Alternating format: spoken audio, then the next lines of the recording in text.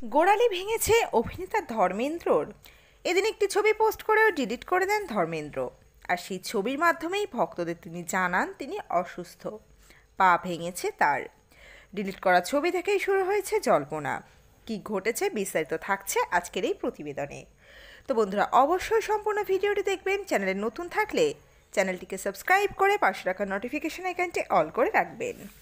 আর আপনি কোন জেলা থেকে এই ভিডিওটি দেখছেন, জায়গাটির নাম আমাদের কমেন্ট বক্সে কমেন্ট করে জানান, যাতে করে আমরা আপনাদের ধন্যবাদ জানাতে পারি।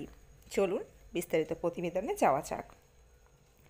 ধর্মেন্দ্র সোশ্যাল মিডিয়ায় বেশ অ্যাক্টিভ থাকেন এই বয়সেও। এক্স, যা আগে টুইটার নামে পরিচিত ছিল, সেখানে মাঝে মধ্যেই তিনি নানা আপডেট শেয়ার করে থাকেন। এদিন তিনি এমন একটি আপডেট দেন যা দেখে তার স্বাস্থ্য নিয়ে উদ্বিগ্ন হয়ে ওঠেন তার অনুরাগীরা। এই বয়সে এসে গোড়ালি ভেঙেছে বর্ষিয়ান অভিনেতা ধর্মেন্দ্রর। আর সেই কারণেই যন্ত্রণার চোটে রাতে ঘুমাতে পারছেন না তিনি। সেই কথা জানিয়েছেন 1 মার্চ ভোররাতে তিনি একটি টুইট করে। যদিও কাক ভরে করা সেই টুইট তিনি আবার পরে ডিলিটও করে দেন। জানান ঠিক আছেন, ভক্তরা যেন কেউ তাকে নিয়ে চিন্তা না করেন। শুক্রবার ধর্মেন্দ্র তার সেই টুইট নিজের একটি ছবি পোস্ট করে জানান তার মাঝরাতে কেমন খিদে পায়। সেই কথা জানিয়ে তিনি লেখেন, এখন মাঝরাত ঘুম আসছে না, খুব খিদে পাচ্ছে। রুটির সঙ্গে যদি খালি একটু মাখন পাওয়া যেত দারুণ হতো, ব্যাপক লাগে খেতে।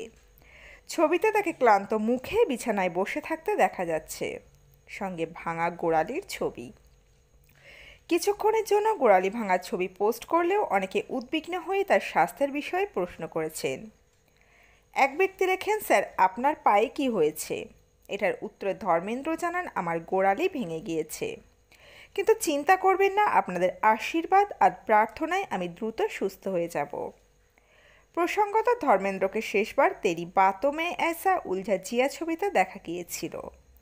সেখানে মুখ্য ভূমিকায় অভিনয় করেছিলেন কৃতি স্যানন এবং শাহিদ কাপুর। এর আগে তিনি গত বছর রকি ও রানী কি প্রেম কাহিনী ছবিতে কাজ করেছিলেন। তো বন্ধুরা, এই আপডেটটা ছিল এতটুকুই। খুব দ্রুত ফিরে আসছি এরকমই নতুন কোনো আপডেট নিয়ে। অজানা গল্প চ্যানেলের সঙ্গে থাকার জন্য সকল দর্শক বন্ধুকে অসংখ্য ধন্যবাদ। দেখতে থাকুন, চোখ রাখুন অজানা গল্প চ্যানেলে।